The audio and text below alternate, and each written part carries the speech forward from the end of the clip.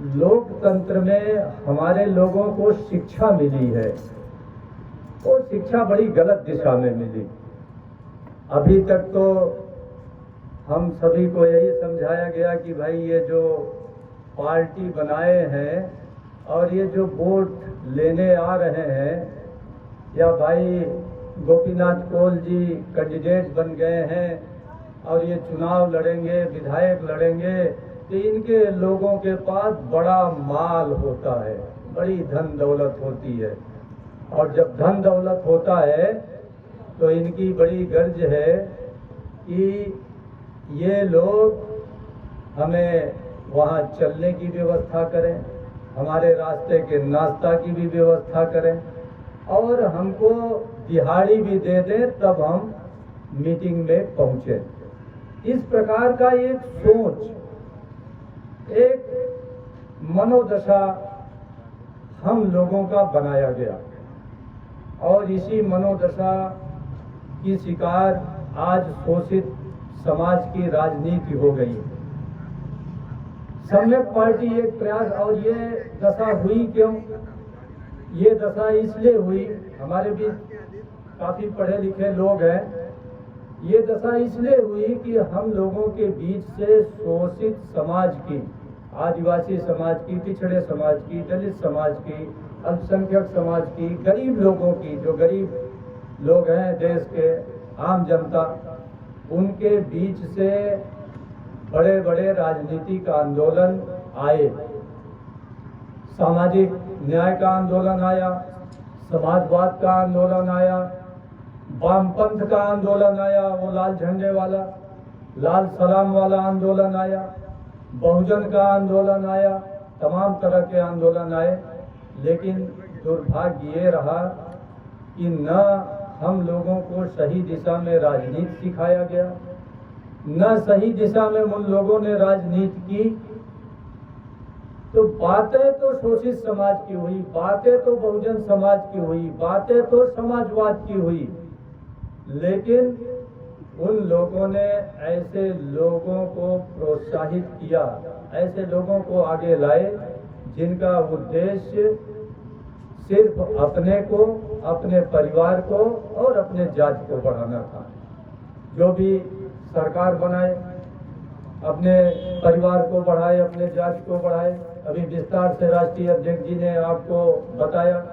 इसी ढंग से जो विधायक जी हुए, आपने जो विधायक को चुनकर भेजा, वो भी सिर्फ अपना विकास करने में, अपने परिवार के विकास करने में लग गए और बाकी उनको तो जात बिरादरी से, अपने समाज से या पूरे आंदोलन से कोई मतलब नहीं रहा। और जब उन्होंने धन कमा लिया तो राजनीति करना इन लोगों का एक पेशा हो गया, एक व्यवसाय हो गया। और एक बार विधायक हो गए, एक बार मंत्री हो गए, एक बार मुख्यमंत्री हो गए, तो भाई उनको और उनके परिवार वालों को मजा आ गया लाखों की लूट की। आज हम लोग रहे हैं, तमाम पदों पर रहे हैं और जब से राजनीति में आए हैं 13 से, बहुत राजनीति को भी देख रहे हैं। आज जितने जनप्रतिनिधि हैं, सिवा कमाई के और उनका कोई उद्देश्य नहीं है। विधायक जी का क्या कार्य है भाई? विधायक जी का कार्य यह है कि विधानसभा में क्षेत्र की समस्याओं को उठाए। मुझे नहीं पता है, भाई गोपीनाथ जी कोल जी को पता होगा, भाई शिव प्रसाद विश्वकर्मा जी को पता होगा, भाई स्वामी मंगलानंद जी को पता होगा, और हमारे जो सामने बैठे हैं तमाम दूर दराज से आए हुए जो ग्रामवासी हैं उनको पता होगा कि यहाँ के माननीय विधायक जी ने लखनऊ, उनको बड़ी अदालत में आपने भेजा था आपके दुख दर्द के समाधान के लिए। तो लखनऊ जाकर के उन्होंने पहले तो 96 क्षेत्र की समस्या कितनी रखी, कौन कौन सी समस्या रखी, और जिस आदिवासी समाज के हैं उसकी कितना समस्या रखी। तो आप पाएंगे कि शायद विधायक जी पूरे 5 साल में विधानसभा में अपने क्षेत्र का कोई मुद्दा भी नहीं उठाए होंगे। लेकिन मुद्दा तो नहीं उठाना है, समस्या का समाधान नहीं करना है, दुख दर्द का समाधान नहीं करना है, लेकिन पैसा तो सब लोग खूब कमा लिए। और जब पैसा कमा लिए तो अगली बार चुनाव में आएंगे या रैली करेंगे, तो जब रैली करेंगे तो गांव-गांव झंडे पहुंच जाएंगे, स्टिकर पहुंच जाएंगे, बैनर पहुंच जाएंगे, आपके लिए बोलेरो गाड़ी भी पहुंच पाएगी, उसी पर खाना पीना भी पहुंच जाएगा, हो सकता है आपको दिहाड़ी भी उसी में पहुंच जाए, तो भर भर करके गांवों से आप आ जाएंगे, भीड़ जुट जाएगी। और इसी ढंग से जब चुनाव होता है तो अभी हमारे पूर्व वक्ता ने बताया कि भाई आप साड़ी, ब्लाउज, धोती, कुर्ता, कोई स्कूटी बांट रहा है, कोई लैपटॉप बांट रहा है, कोई 10 किलो गेहूं, आटा, चावल बांट रहा है, कोई कुछ काट रहा है, कोई कुछ बांट रहा है। इस ढंग से बांट करके हमें प्रलोभन दे करके हमारा वोट लेते हैं। लेकिन दुर्भाग्य है कि हम उसी राजनीति में, उसी जाल में फंसते जा रहे हैं, उसी जाल में फंसते जा रहे हैं। एक कहानी है वो बहेलिया और चिड़िया की, कि एक बहेलिया आता है, दाना डालता है, ऊपर जाल लगाता है, चिड़िया आती है, फंस जाती है। इसके बाद दूर से सारी चिड़िया देख रही है और वो चिड़िया प्रतिज्ञा करती है, बड़ा दृढ़ संकल्प करती है, कसम खाती है कि भाई देखो हमारे भाई बंधु इस भेड़िया के जाल में फंस गए, अब आगे हम नहीं फंसेंगे। लेकिन फिर बहेलिया आता है, फिर दाना डालता है, फिर जाल फैलाता है और फिर सारी चिड़िया ये सोचती है कि भाई अब नहीं फंसेंगे, नहीं फंसेंगे। लेकिन वो जो लोभ लालच हमारे खोपड़ी में भर दिया गया है, वही लोभ लालच हमें फिर प्रेरित कर देता है, फिर जाकर के उसी बहेलिए के जाल में लोग फंस जाते हैं। तो आज जो ये भाई गोपीनाथ कोल और स्वामी मंगलानंद जी और भाई शिव प्रसाद विश्वकर्मा के अथक प्रयास के बावजूद जितने लोगों को आना चाहिए था, जितना इन्होंने मेहनत किया, जितना संपर्क किया, लोग नहीं आए, तो वो जो एक राजनीति गलत दिशा में जा रही है उसका परिणाम है। लेकिन आप लोग जो चंद लोग आए हैं वो परिवर्तन कर देंगे और चंद लोगों से ही परिवर्तन होता है।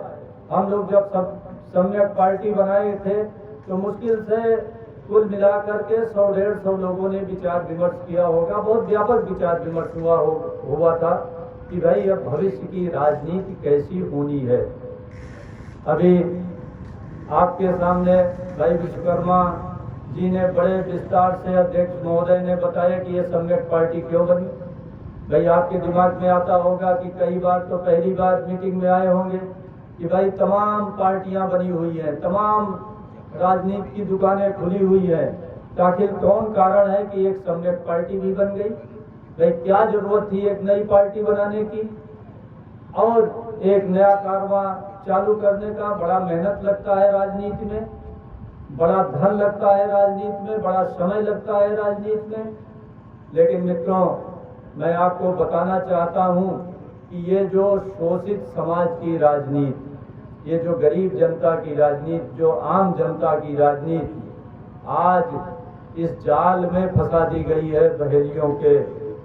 आज जो एक व्यक्ति, एक परिवार और एक जाति के जाल में फंसा दी गई है, उससे सम्यक पार्टी इस राजनीति को बाहर निकालना चाहती है और वास्तव में इस देश के आम जनता की राजनीतिक पार्टी सम्यक पार्टी को बनाना चाहती है।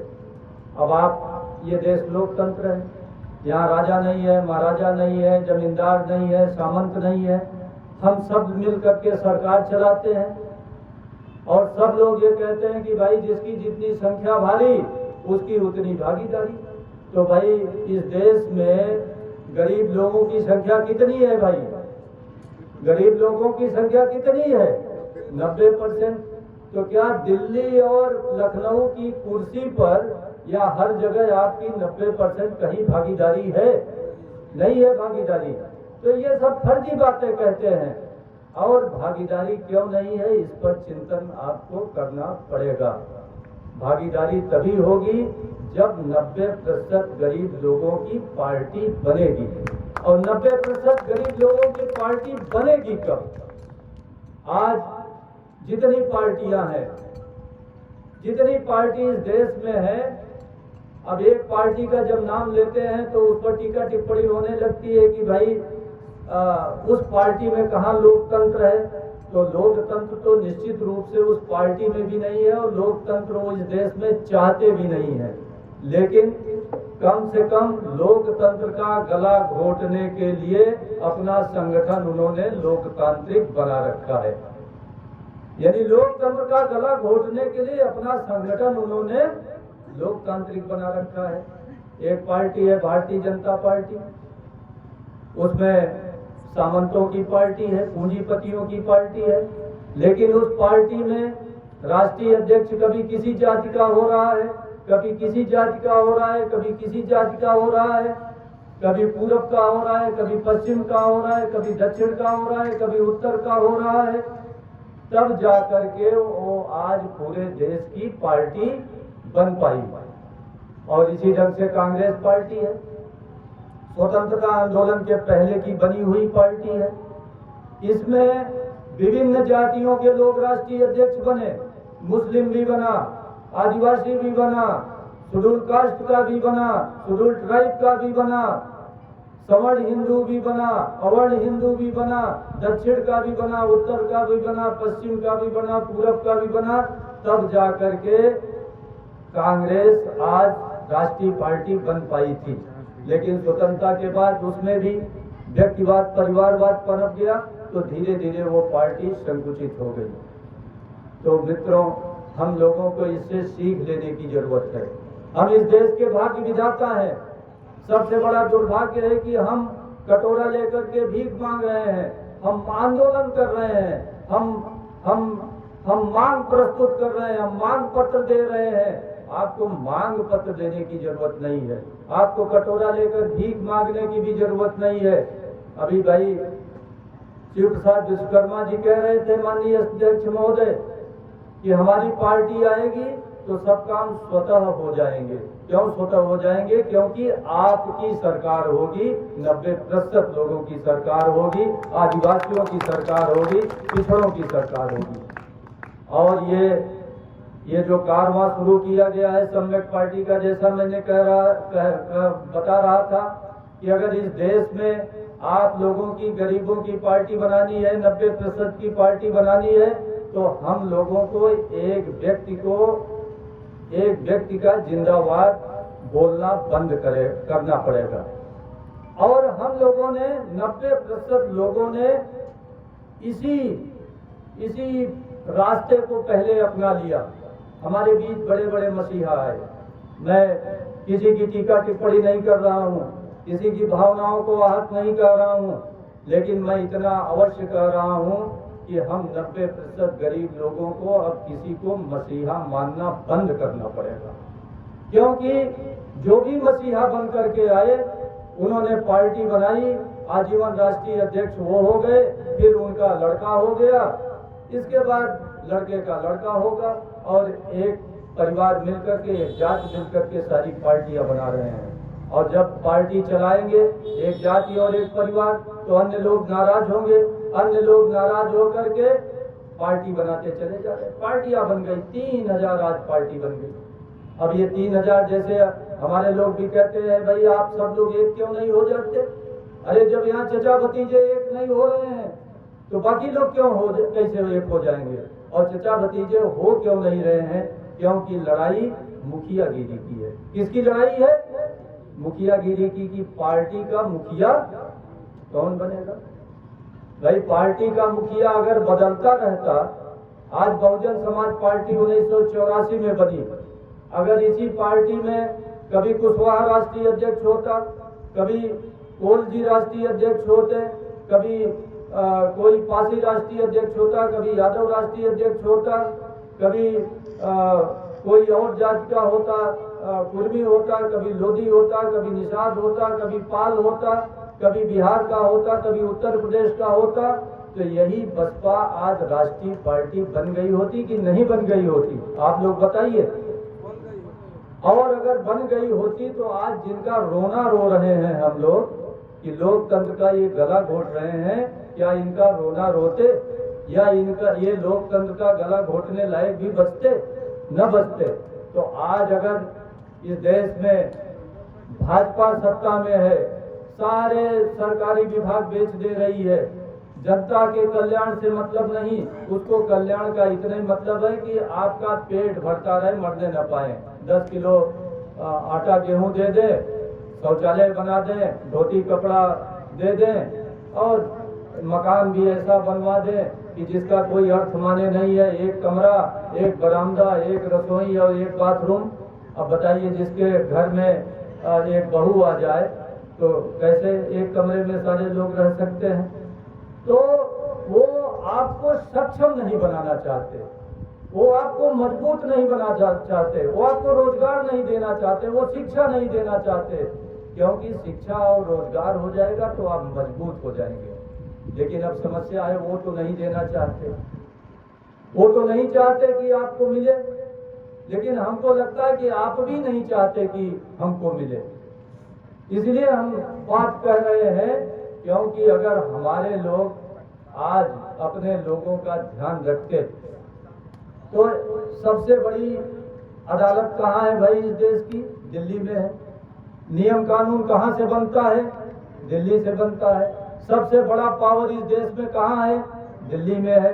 शिक्षा की नीति कहाँ से बनती है? दिल्ली से बनती है। स्वास्थ्य की नीति कहाँ से बनती है? दिल्ली से बनती है। रोजगार की नीति कहाँ बनती है? दिल्ली से बनती है। ये देश कौन बेच दे रहा है? दिल्ली बेच दे रही है। हमारा जुडिशरी में क्यों नहीं पर्याप्त प्रतिनिधित्व है?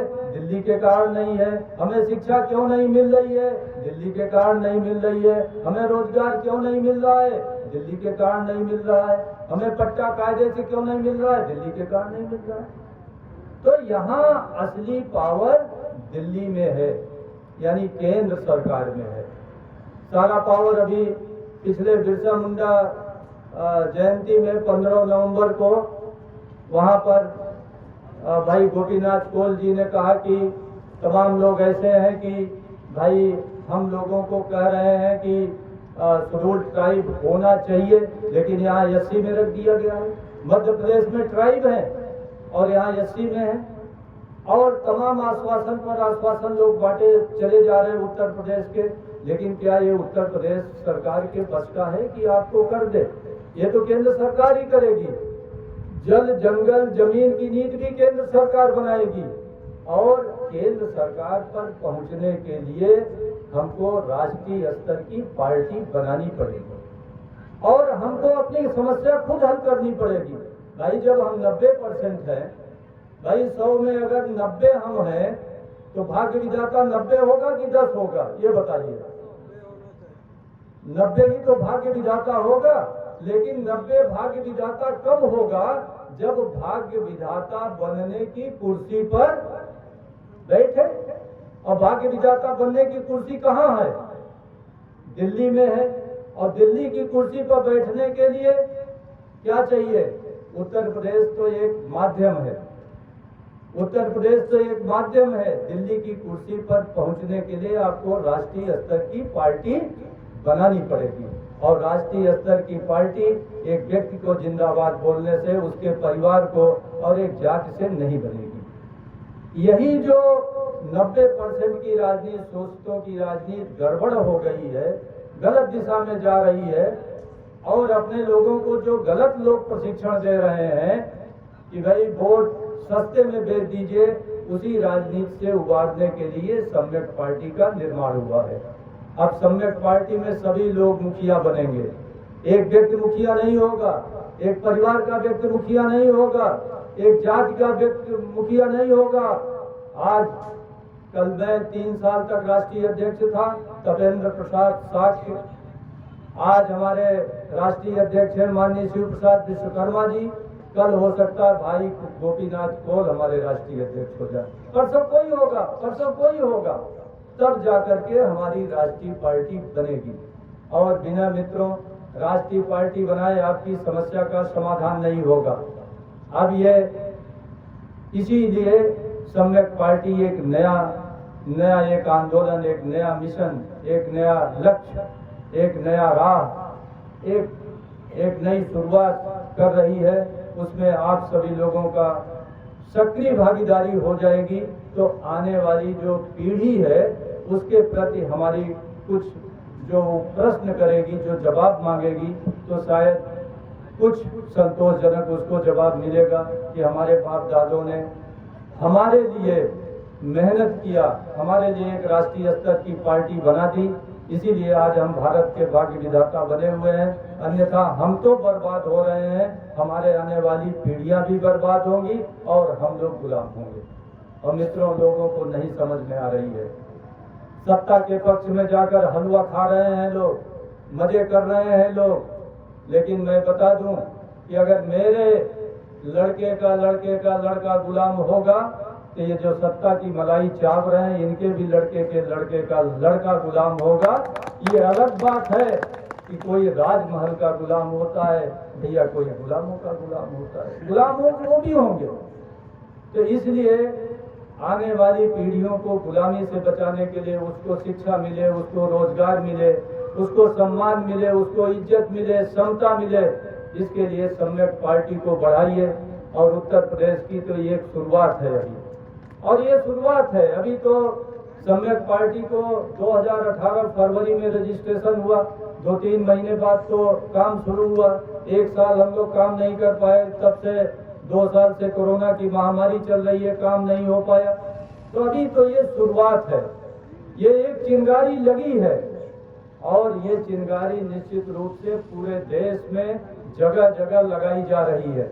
और इस चिंगारी से निश्चित रूप से एक ऐसा महाज्वाल उभरेगा कि हम लोग राष्ट्रीय स्तर की पार्टी बना लेंगे और ये सामंतवाद और पूंजीवाद का निश्चित रूप से नाश होगा इस देश में। लेकिन वो तभी होगा जब आप चाहोगे। अब आपके चाहने का ये होता है, भाई नई पार्टी है, इस पर मनन करिए, चिंतन करिए। हम पढ़े लिखे लोगों से ये कहते हैं कि भाई थोड़ा समय निकालिए, रात को जाइए, कैडर करिए, सम्यक पार्टी के बारे में बताइए और देखिए ये विचार पड़ गया है, बीज धरती पर पड़ गया है।